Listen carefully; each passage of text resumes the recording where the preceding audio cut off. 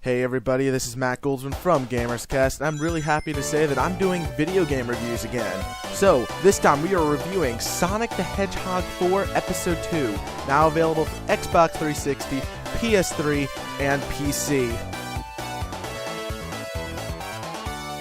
Sonic 4 Episode 2 carries the burden of having to expand upon the original series that launched the fabled blue hedgehog to fame in the early 90s, and the way I see it, it delivers. However, rather than attempting to expand too much upon the original games, Episode 2 simply adds a few new mechanics to the mix and sticks to what's safe. The homing attack introduced in Episode 1 is back, and despite its critics, it's here to stay. On top of this, the main new mechanics introduced features tails. Sonic can use tails to fly to previously unreachable areas, propel Sonic through water, and create an enhanced version of the original spin dash. These maneuvers aren't spammed too often and is incorporated well into the already established gameplay. Critics of Episode 1 will be happy to know that the physics of the game have been restored to the way they were back in the 16-bit era, which is probably one of the best improvements of all over Episode 1. One thing I will say is that recently Sega seems to have been relying heavily on nostalgias to rip Sonic out of the rut he was going through a couple years back, but it's getting apparent that this tactic is starting to get a bit old.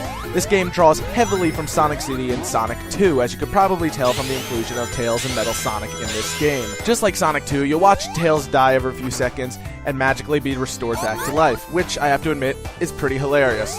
And the last Metal Sonic fight is literally the exact same one as in Sonic CD, just a bit easier, because let's face it, the one in Sonic CD was really freaking hard. Boss fights range from simple to complex, but all involve trying to find a pattern and figuring out the timing on when you can attack. And unlike Episode 1, the difficulty is consistent and appropriate throughout the whole game. Episode 2 is a relatively short game, with myself managing to beat it in under 2 hours time, but if you're a completionist, each stage has a red ring you can collect, and there's 7 Chaos Emeralds you can earn by completing the 7 special stages, all of which are inspired by Sonic the Hedgehog 2. Sega also opted to add local and online co-op and leaderboards to the game, so if you're someone who's constantly trying for a certain time, you'll have plenty to do in this game, at least for a little while. Just despite its shortcomings, Sonic 4 Episode 2 delivers a solid experience, but you may be left wanting more by the time it prematurely finishes. I give Sonic the Hedgehog 4 Episode 2 an 8 out of 10.